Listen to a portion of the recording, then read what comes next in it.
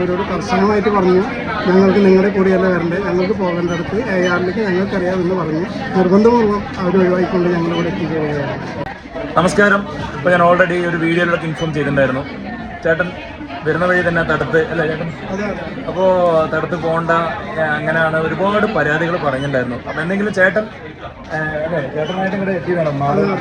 എനിക്ക് മുന്നേ അറിയാമായിരുന്നു, അതുകൊണ്ട് തന്നെ കൃത്യമായിട്ട് ഞാൻ അവരോട് കർശനമായിട്ട് പറഞ്ഞു, ഞങ്ങൾക്ക് നിങ്ങളുടെ കൂടെയല്ല വരണ്ടേ, ഞങ്ങൾക്ക് പോകേണ്ടടുത്ത് ARലേക്ക് ഞങ്ങൾക്കറിയാമെന്ന് പറഞ്ഞു നിർബന്ധപൂർവ്വം അവർ ഒഴിവാക്കിക്കൊണ്ട് ഞങ്ങളിവിടെ എത്തിക്കുകയാണ്.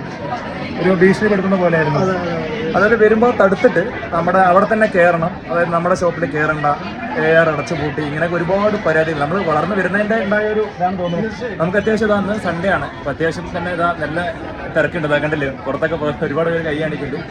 അപ്പോൾ ഇതിനു മുന്നേ ചേട്ടൻ പറഞ്ഞയച്ച ആളും ഇവിടെ എത്തിപ്പെട്ടിട്ടില്ല വരുന്ന വഴിയിൽ അല്ലേ? അതെ, ഞാൻ കുവൈറ്റിൽ നിന്ന് എൻ്റെ ഒരു ഫ്രണ്ടിനെ ഇങ്ങോട്ട് പറഞ്ഞു വിട്ടിട്ടുണ്ടായിരുന്നു. പക്ഷേ നമ്പർ ഇല്ലാത്ത കാരണം നമുക്ക് കോൺടാക്ട് ചെയ്യാൻ പറ്റില്ല. പക്ഷെ അവർ വരുന്ന വഴി ഇതേപോലെ തന്നെയായിരുന്നു. ARലേക്ക് വന്ന അവരെ മറ്റുള്ളവർ വഴിതിരിച്ചു വിട്ട് അവരുടെ സ്ഥാപനത്തിൽ കൊണ്ടുപോവുകയാണ് ഉണ്ടായത്.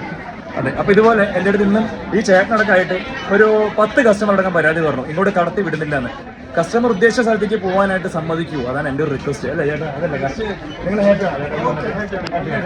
സന്തോഷം. അപ്പോൾ കുവൈറ്റിൽ എല്ലാവരോടും പറയണം. താങ്ക് യു, സന്തോഷം.